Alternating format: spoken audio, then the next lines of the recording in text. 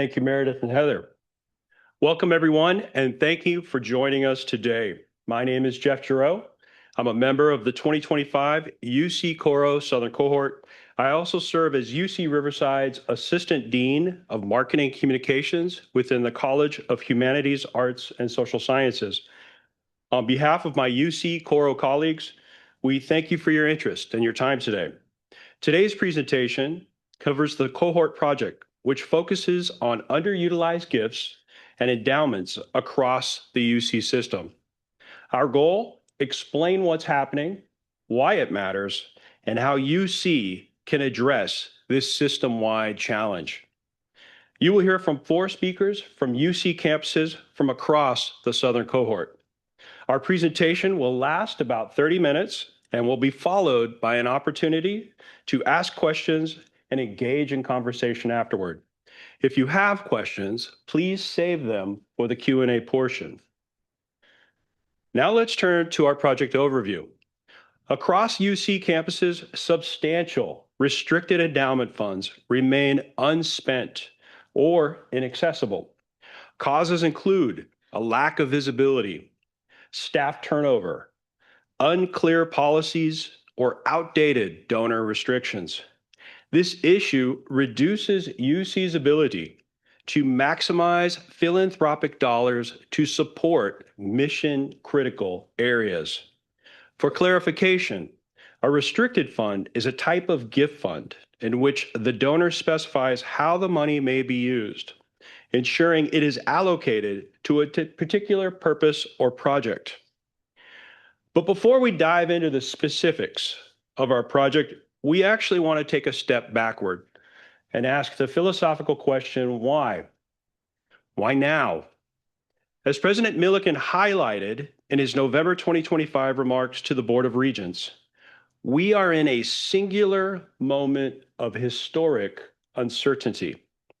Peer institutions are cutting enrollment and eliminating programs, and we are facing compounding financial pressures. Before we look externally for additional assistance, we have a financial responsibility to look within. In many cases, the resources we need are not missing. They are simply trapped beneath us. Let's look at the scale of what's at stake. One example, just one. We identified a single fund at a larger UC campus. The fund was established in the 1960s with $11 million for a niche subject. Over time, that subject became obsolete, but the fund kept growing. That fund sat dormant, locking away an estimated $100 million, which took years to finally access. We cannot afford to have that kind of capital sitting frozen when the university needs liquidity now. And it isn't just about the mega funds. It's about day-to-day operational continuity. A member of our cohort is an administrator who discovered a $50,000 gift 7 years ago that still had $25,000 remaining. Because of staff turnover, no one knew the money was there to award the student. But the tragic part, the donor was ready to write a new check, but hesitated because we had not demonstrated a need or had even spent the original gift. Poor stewardship directly blocked new revenue. Finally, we must look at our reputation. Foundations like Mellon, with $7 billion in assets, give to all 10 campuses, and they are watching us. Currently, no single campus knows what others have received. If stewardship is inconsistent at one campus, it jeopardizes the pipeline for us all. We need data visibility to protect these critical relationships. Unlocking these funds solves 3 problems at once. It releases immediate capital. It proves to donors we are good stewards. And it answers the president's call to utilize every financial resource available to us. Turning to the scope of the project, we focused on the administrative, operational, and legal barriers that prevent the use of funds. Our team analyzed how restricted funds are identified, categorized, and managed. Our project emphasizes the idea of life cycle stewardship rather than reactive problem solving. The goal was to understand workflows and propose scalable solutions. We did not evaluate accounting practices or decide how funds should be spent once unlocked. Those decisions should remain with the department. This ambitious project spans 10 campuses, each with its own unique context and approach to managing restricted endowment funds. The Southern cohort conducted in-depth interviews with dozens of content experts at every location, including the Office of the President, tapping into a wide range of expertise and experience. Collectively, our team devoted over 100 hours to interviews via Zoom, in-person conversations, and email to gather essential insights and deepen our understanding of the practices surrounding restricted endowment management at several UC locations. We are deeply grateful to the individuals listed on this slide for their invaluable insight and time discussing these important matters. And to take us into the next portion of our presentation, please welcome Stephen Whelan. Thank you, Jeff.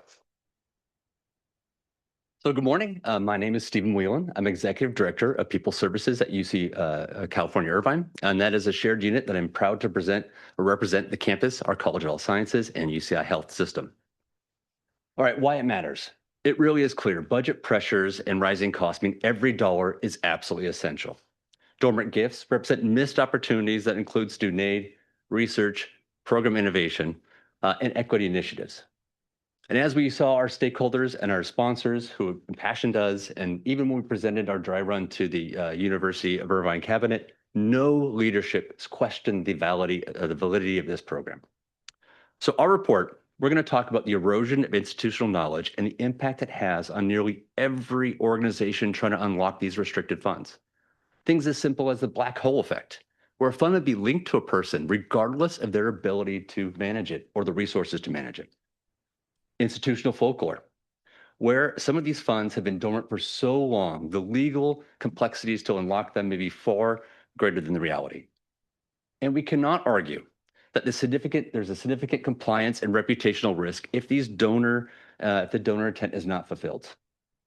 But by taking action now, we'll undoubtedly strengthen donor trust, reduce financial pressures, protect UC's long-term credibility and reputation, but really, we're putting the power of the UC into action for the benefit of the UC. And in this financial climate, we fully understand and appreciate a call to action that requires investment is hardly a welcome challenge.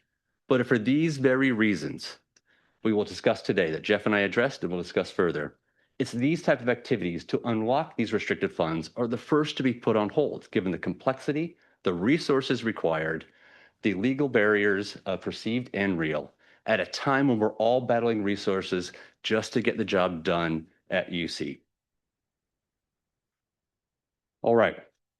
So after 100 plus hours of stakeholder meetings, the Southern California cohort has identified 5 interrelated opportunities where we encourage us, our UC leadership here today, and others, to invest in a model that will assist departments of all sizes and capabilities to unlock their past, present, and future donor potential. It is important to note, as our sponsors mentioned, this suggested model is not a unified top-down model, but rather a hub-and-spoke design where resources are available to schools and departments that I'll refer to as organizations in an autonomous fashion, not for the consolidation across these organizations and not to be consolidated for a location and UC budgeting and forecasting. And we understand that's a very, very attractive proposition. And in fact, that's where we started. We wanted to consolidate everything, but we listened to our stakeholders. So our model, by purpose and design, is to be engaged independently with these organizations, but while using a standard set of practices, technology, and skills for the specific benefit and purpose and needs of the organization requesting assistance, our spokes. So briefly, I'll walk through our 5 opportunities. The first begins with administrative infrastructure. A shared technology platform will be the cornerstone of organizations across the UC system to scale resources and standardize complex processes. one that gives independent organizations the autonomy to operate, yet be engaged centrally with our stewards for support. And we'll talk about stewards in just a moment. But it really and truly will be the bedrock we're going to build from. This type of platform would also assist organization creating donor roadmaps with visibility into current state of these restrictions, the restricted funds, create workflows, deliverables, and highlight challenges, as well as the successes we believe this model will provide. And that will be in the form of dashboards for authorized users, reporting, and data analytics. Also, in support of and with this administrative infrastructure, we're proposing a system-wide support in the form of stewardship that could and would be a catalyst for all independent organizations in unlocking these restricted funds. A UC-wide stewardship office resource pool would provide expertise and scalable resources, as you can imagine, to interact with this proposed model for the benefit of each unique organization, and the results of which are for the benefit of the organization, our spokes. So on top of this administrative infrastructure, we need to talk about knowledge and workforce development. This proposed model increases our capabilities across the system through innovative design, redesign, and trainings. We'll be increasing the centralized resources in the form of robust trainings, lessons learned, and continued and continuous growth. It is highly effective pull-down design under a unified structure and objective, rather than successes being pushed inefficiently across countless leaders, departments, and locations. On top of knowledge and workforce development, we're going to need to apply legal and policy innovation. Donations and the restrictions can vary so wildly, and it's not feasible to implement a scalable platform that can categorize all the uniqueness associated with the donor process. However, each and every restricted donation has a legal obstacle that can be categorized, and that really is where the true opportunity lies. Focusing on these legal barriers will enable the UC system to create and implement processes related to alleviating the obstacles specific to the challenges for each donation. With this focus, we can create processes, skills, and knowledge, not only to benefit the organization requesting assistance, but increase our ability to do so across our entire system. Once these three pillars are in place, operational efficiency, legal and policy innovation, and administrative infrastructure, knowledge and workforce development, legal and policy operation, we can talk about efficiency and equity. And we'll certainly talk about this more throughout the morning, but there's a massive impact turnover has on our ability to leverage donations. It's a hardship that all of our stakeholders mentioned in those 100+ hours, where individual knowledge today is the key to our success rather than business processes and documentation. So you can imagine creating a standardized processes that organization can follow, and addressing these complexities for the ever-changing environment will help address these gaps.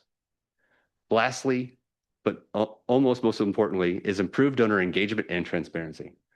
Donor transparency is paramount for long-term growth and success. Unfortunately, on average in academia across the United States today, 20 to 40% of funds go unspent, eroding donor confidence. 80% of donors want to see their donation in action before contributing again. And the lack of transparency is so very costly, with an estimated 25% of donors stopping their future gifts when and where there's no insight into their donation and how it was applied or its impact. But when you see us, we implement a centralized support structure, develop and build processes and technology, lower legal barriers and challenges, and actively invest in upskilling our resources, our organization's ability to engage, update, and attract donors will be at our fingertips. And when those fingertips slip, reporting and action items will be visible into the organization's leadership that will continue this effort, so no longer will we have long pauses and delays. All right, I'll take a few minutes to talk about our first two opportunities. Again, it starts with the infrastructure. We need to create a scalable but independent foundation. And just imagine, if we put the power of the UC behind this model, it would be just the beginning. Embedded in this foundation are core processes to unlock donor funds that guide with proven and continued efficiency, rather than the implicit informal knowledge we all survive on today. Visibility and transparency will be at the core. What is being worked, not worked, even stuck will be visible via authorized decentralized leaders and leadership via dashboards. These insights will allow organizations and organization leadership to prioritize their needs. More importantly, they'll know when and where action is required, which is imperative for any operational organization or effort. We again are also proposing a creation of centralized team of stewards to support all locations in need. And when we chose this term stewardship very carefully, and by its very definition, stewardship is the careful management of something entrusted into one's care, acting on the behalf of others rather than of self-interest, and a commitment to preserve and enhance what is given for future benefit. We could not think of a better and noble definition. A UC-wide stewardship office resource pool would provide expertise and scalable resources, of course, to interact with this proposed model, or hubs and spokes, and help unlock these restricted funds by unique organization and for the benefit of the organization.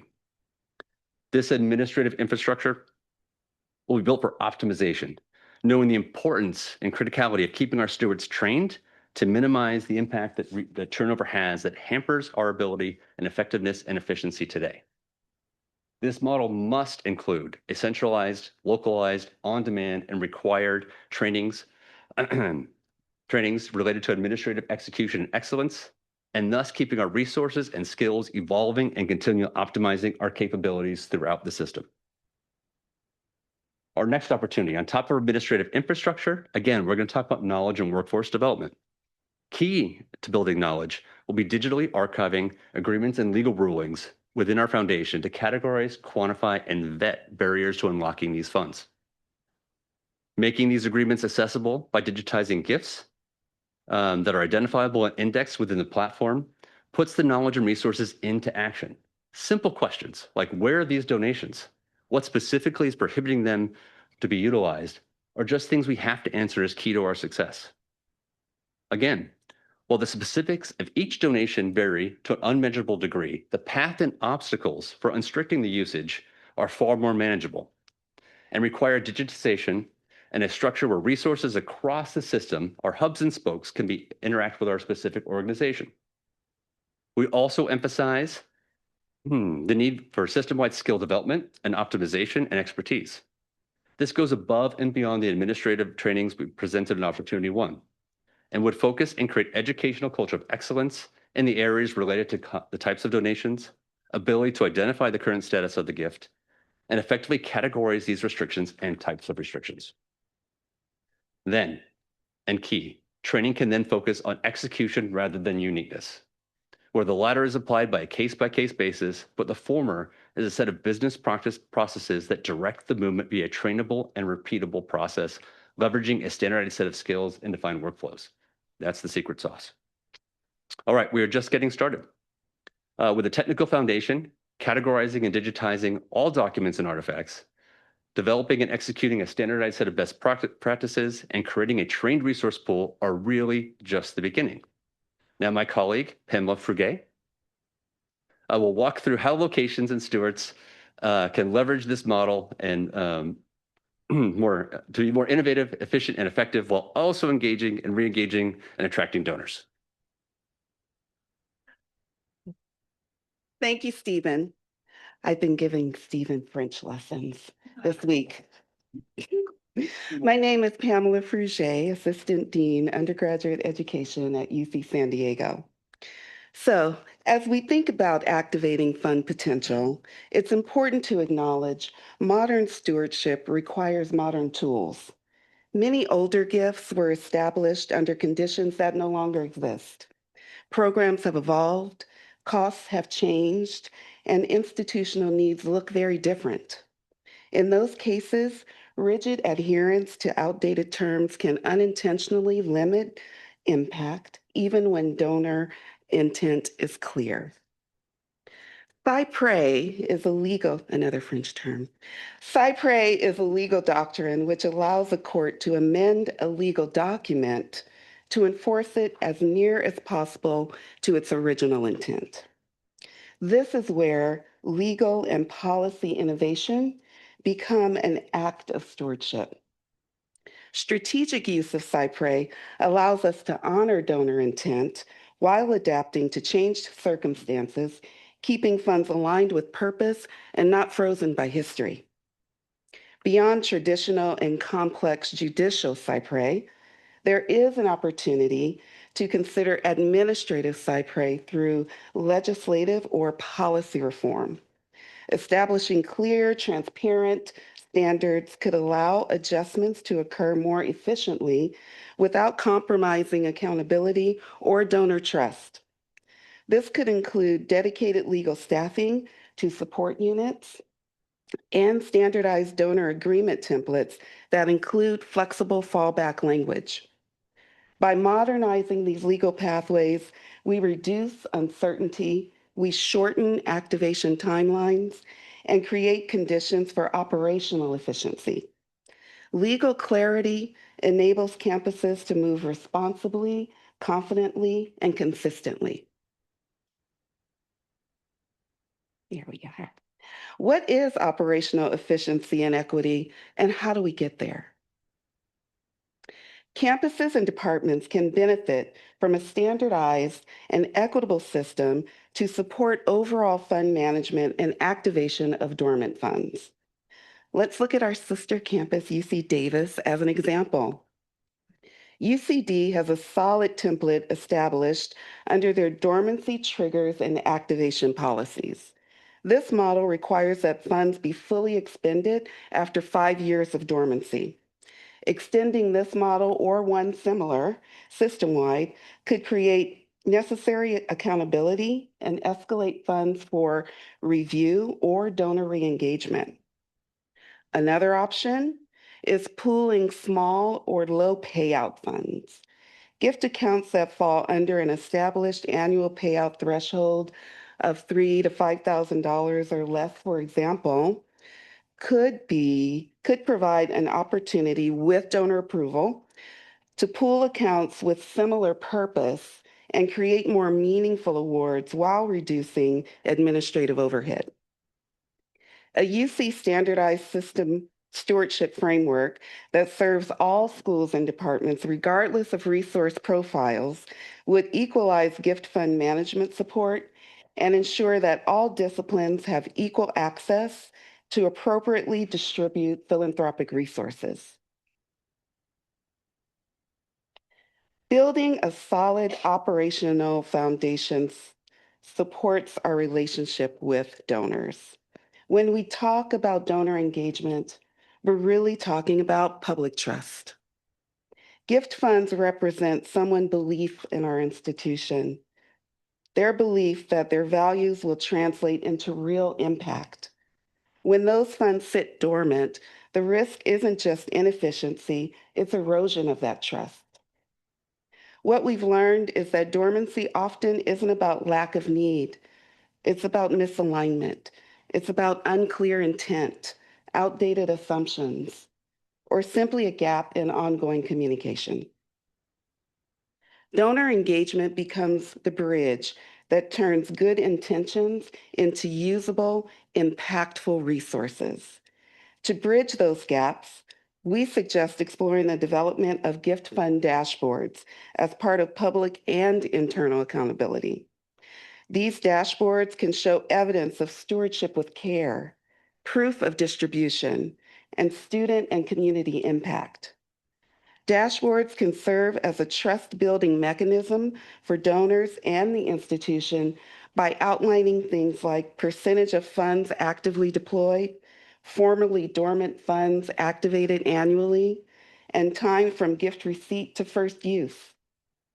These details, along with narrative impact snapshots telling our story from students or community partners about programs, creates transparency that can build confidence for future giving.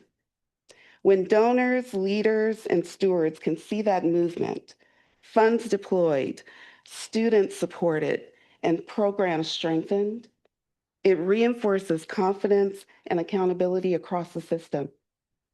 Ultimately, this is about stewardship as a continuous responsibility. By making progress visible, we protect donor trust, we unlock impact, and strengthen our ability to give meaning to every gift entrusted to us. And I'll now hand it over to my colleague, Kristen Beatty, who will take us through risks, challenges, and recommendations.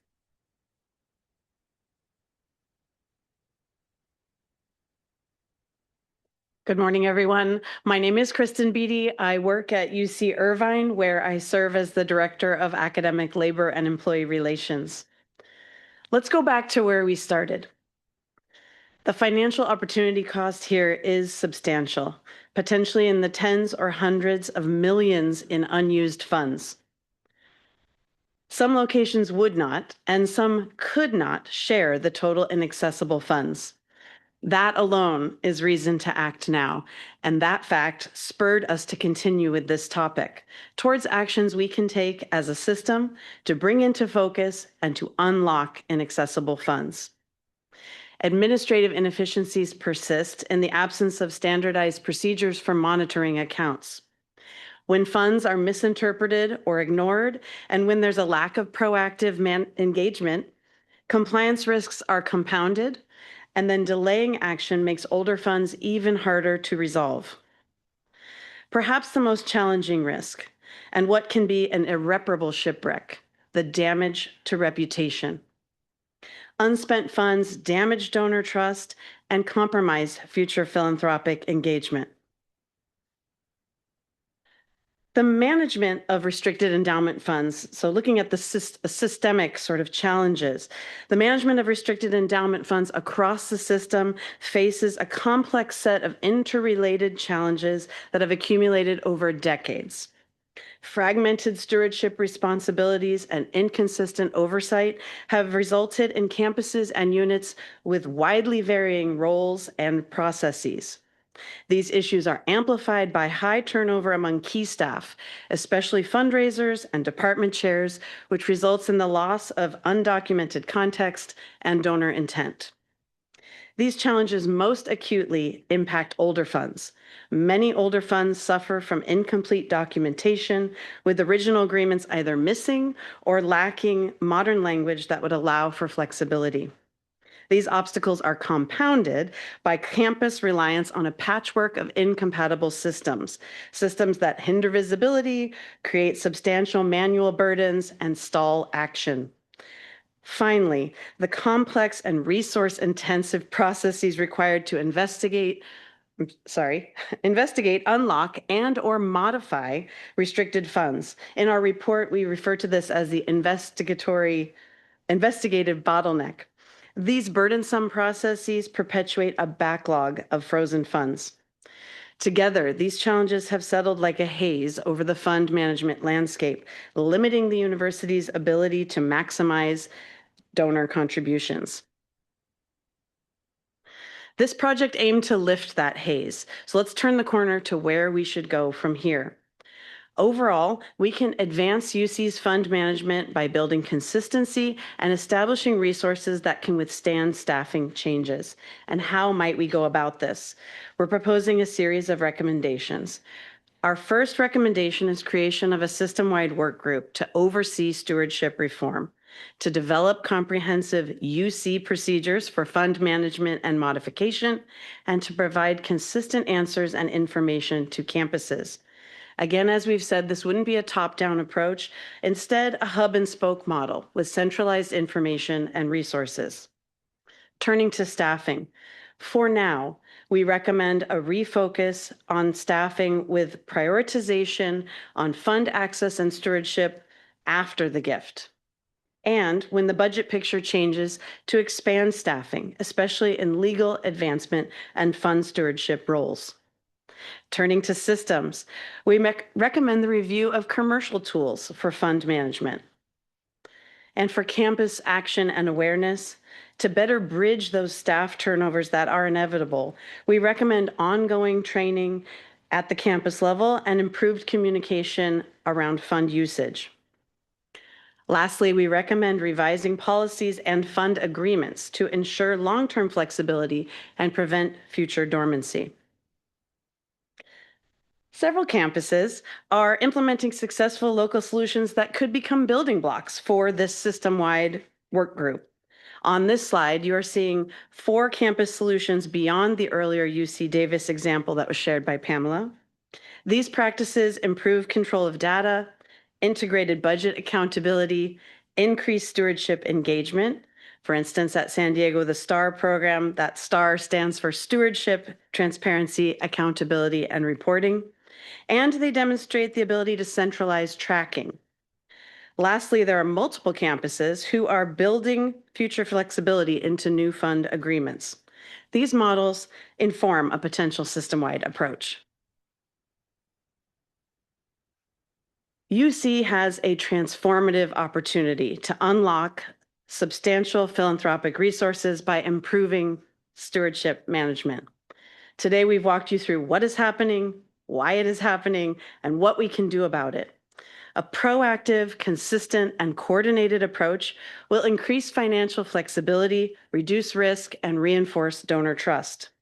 Our recommendations position UC to modernize fund management and lead nationally in philanthropic stewardship. We invite you to read the report, which provides further information about this project, and we are available to meet and discuss further. This concludes our presentation, and now it's my pleasure to introduce our colleague Adriana Galvan, who will facilitate our Q&A session. Thank you. Thank you, Kristen. Just over this.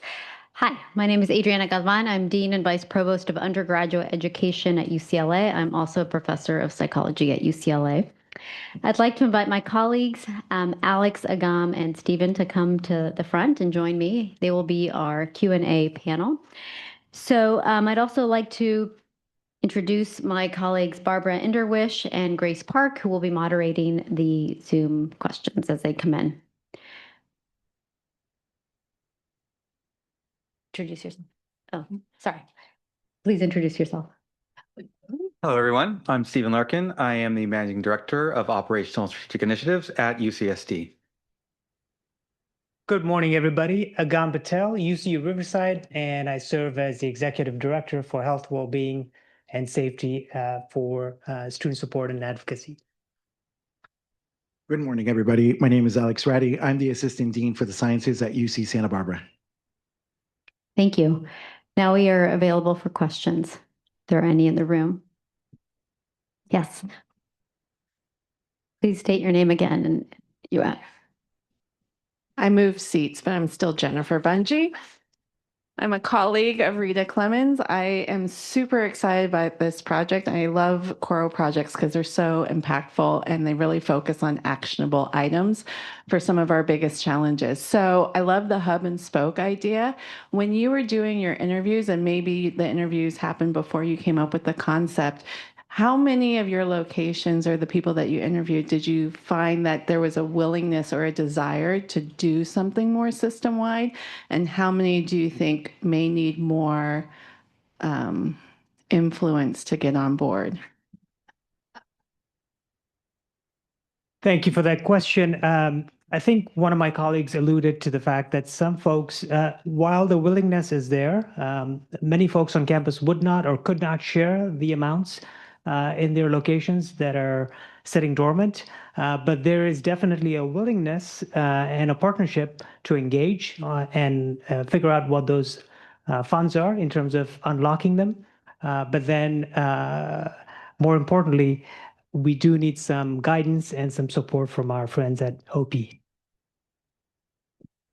Other questions in the room? Yeah, and I'll just add to that a little bit. Across the interviews, every single interviewee that we met with validated that this is a real challenge and a problem for them. And many expressed an overwhelming desire for support in this area, right? They said, we don't have the resources to do it ourselves. We're buried, we're underwater, we don't have the right technology. And so it only shone through after every single interview that this is a real challenge and people do want help with this problem. Do we have questions from on Zoom? Yes, we have a question from Daryl. How do we first deal with the donors who legitimately ask all good and well, but why haven't we fixed this sooner? You know, I think the big challenge here is staff turnover and the lack of knowledge, right? Not really knowing what to do with these funds. So just speaking from my own experience, I've been with the UC for almost 18 years now, and I just learned in 2024 that you can reinvest the payouts I had no idea that you could do that. And all it took was, asking questions. And this all started because a donor did ask, what's happening with my money? Why haven't we filled this endowed chair? And there was no way to really give them a reason why we hadn't moved the money forward or why we hadn't reinvested, right? So I feel like part of it has to do with training. It has to do with making sure that analysts, chairs, deans are aware of how these funds are, where they're at, and how they can be utilized. Yeah, and I'd love to add just a little bit and build on that answer, and that what we stumbled across wasn't just a UC specific issue or problem, right? It's 20 to 40% of endowments funds go unspent. And so, this is something that we think that UC has an ability to sort of become a national leader around, and it is a systemic and nationwide problem that we're trying to address. So it's not just a problem at UCs. Thank you. We have another question. Yeah. Yes. Given budget limitations, what is a low-hanging fruit that campuses can address now to unlock funds that are underutilized? Great question. Probably the best thing to do locally at your location or your campus is to work with your administration, your stewardship offices, your finance offices to first identify the dormant funds, second, categorize them, third, work with your stewardship and Office of Legal Affairs to untangle the language, and then seek guidance from OP on whether it needs further advocacy in the legal space. And if I could just add to that, training, like truly, I think that's low hanging fruit. Just making sure that your local teams from analysts, business officers, deans, that they're all aware of, sort of the budget cycles, the payout cycles, what fund terms and conditions are, and asking, local foundations for, perhaps quarterly reports to see, where the payouts are, how the money's being spent or unspent. That would be a good first start to start dipping into these untapped funds. Thank you. Grace, I think you have another one. Sure. What is the cost benefit of doing any of this? Why should OP or campuses invest in this venture? Well, we've figured out the problem. We are sitting on tens, if not hundreds of millions of dollars. So there's a huge unlocked potential that we can unleash.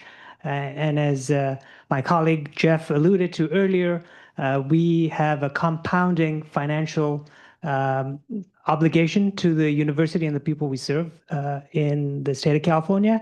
And we have an opportunity to unlock these millions of dollars and work with our constituents to optimize that.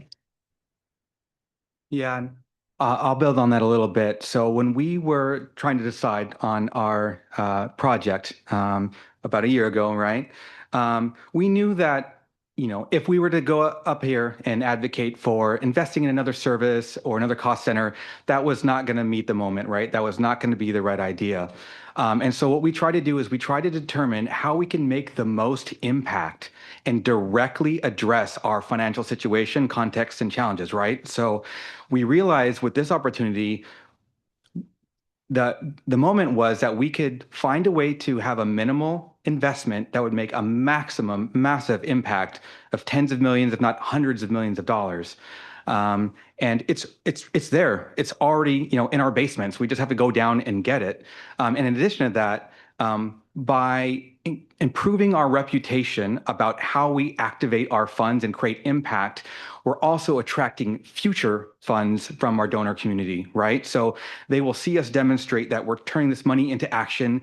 It's translating into, bringing their values to real life, and it attracts future investments. So there was a twofold advantage of this. It's not just unlocking the money that we're not using right now, that we have at our fingertips, but also attracting new money. Thank you. Yeah.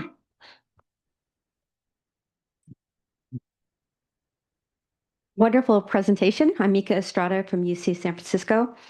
I'm wondering to what extent in the interviews you felt that the campuses are competitive with each other for donors as opposed to being willing to work together, like having a dashboard, making it really public that kind of lets everybody know who's supporting you. So I'm just wondering what the tension is between cooperation and competition at the universities.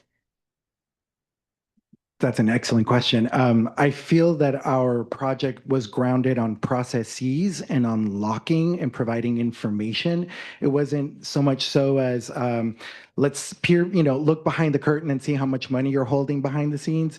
It was more grounded on making sure that people were informed, that people knew what their job or their contribution is in the process of stewardship.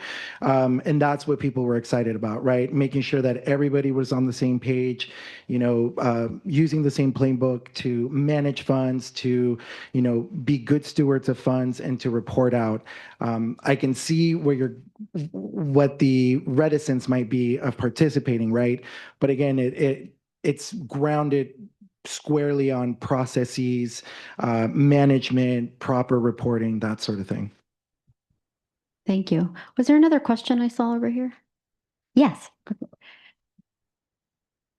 I don't remember my question now, but I'm going to make up a new one. So you had some I love Hub and Spoke. I do see the benefit of, instead of replicating it, 10 campuses, 5 medical centers, 3 labs, and A&R, is centralizing it. Sorry, Heather, at the Office of the President. In terms of those things that you were recommending for the hub, what would you prioritize? I hear low-hanging fruit, and I think, oh, investing in people, although it's going to cost money, if it could unlock tens of millions, potentially hundreds of millions, that's a good investment. So in terms of systems, training, policies, what would you recommend for OP to focus on first? So that's a great question. Thank you. As my colleague alluded to earlier, we focused on the processes. In terms of the focus, we think the $1 million to $2 million of an initial investment from the Office of the President for a 1 to 2 year pilot program, creating a stewardship group to roll that out, will significantly help us unlock some of the gridlock and help us identify, untangle, and unleash some of the funds that are sitting dormant. We will require local campus engagement, and that is the key. Because without their voices, Heather and Meredith and the rest of the team here may not be able to untangle the vast and complex system we have. Yes, and to build on that just a little bit, by engaging in a pilot program first with maybe 1, 2, or 3 campuses, that will help sort of create the momentum and the inertia for more campuses to want to join in, because they're going to see sort of the outcomes that we're getting from that program. And with all of the funds, the dormant funds that are being untapped and unlocked, that's going to be an incredible incentive for across the system. Thank you, Stephen, Alex, and Agam, for your thoughtful responses to those great questions.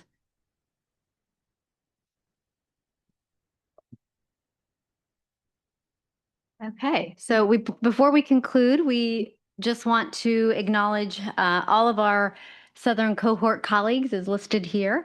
Our cohort represents a diverse group of experienced leaders across the academic, administrative, and operational roles that populate UC. We have deep institutional knowledge and a long-term commitment to higher education. Our backgrounds span finance, research, compliance, facilities, student affairs, and community engagement. Many of us also demonstrate dedication to service, inclusion, and organizational improvement. We also want to acknowledge and express our deep appreciation to our primary UC-Coro facilitators, Crystalia, Nancy, and Grace. And thank you for all the knowledge, guidance, and feedback that you gave us throughout this past year. And we extend our deep gratitude to our sponsors, Meredith and Heather. Thank you for your help and for being here today and for being great cheerleaders. Today's presentation is accompanied by a 25-page report providing much greater detail about the recommendations we've outlined today, and we encourage you to download it at this QR code. We will also post it on the UCOP's Coro webpage. And with that, our presentation is concluded, and we thank you for your engagement and attention.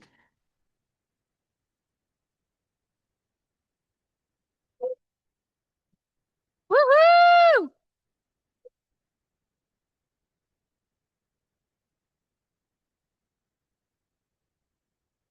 Thank you, Southern Cohort. Before we move on, there was a last-minute comment from the chat. I just wanted to make sure we're including that. Go ahead and read. I was able to copy it. Did you want someone to address it right now? Or Yeah. sure, there's a question. It's a comment from Greg Gibbs from UC-A&R on the importance of focusing on the amount of payout funds that are currently sitting idle and how important it is to quantify those amounts to draw the attention from campuses. And many people mistakenly believe that endowment balances and payout accounts are the same, but they are distinct. Does UCOP have the ability and bandwidth to make this happen? Anyone on the panel want to answer that? Thank you, Agal. Try and take a stab at that. I don't think UCOP has a definitive answer to that. I know they are aware of the definitions that were alluded in the question, but I think that this will require some advocacy, some championship at the local level to bring it up to Heather's office. She's smiling right here in the audience and giving me a thumbs up. So we're on the right track. I do know that this requires a lot of local advocacy at UC-A&R and other campuses to bring it up to Heather's radar. But then I'm sure Heather will have to negotiate those conversations with her boss. Sorry, and I'd like to add, we don't need to put the pressure on Office of the President to do that. It should really start at the local level, right? Engage your foundation CFOs, ask them for reports, look at the repository of fund terms. I mean, you can really start there. You don't need to wait for UCOP to come to the rescue. Start asking questions, get curious, learn more about how these funds are utilized, what their purposes are, what their purposes are not. And it really can start there. And I just want to share a quick anecdote. At UC Santa Barbara, our foundation CFO, Christian Treitler, this last quarter actually gave each control point a list of their current use funds that have gone underutilized. And for those of you that don't know, current use fund is essentially a donation that needs to be used within a determined amount of time. And some of these funds had been donated, 5, 6, 7 years prior, and they've been sitting there idly underutilized. And so it really starts, it's a grassroots effort. It really starts at the, campus level. And then we'll come to you guys for assistance if we need it. All right. Thank you, Southern Cohort and its sponsors, for your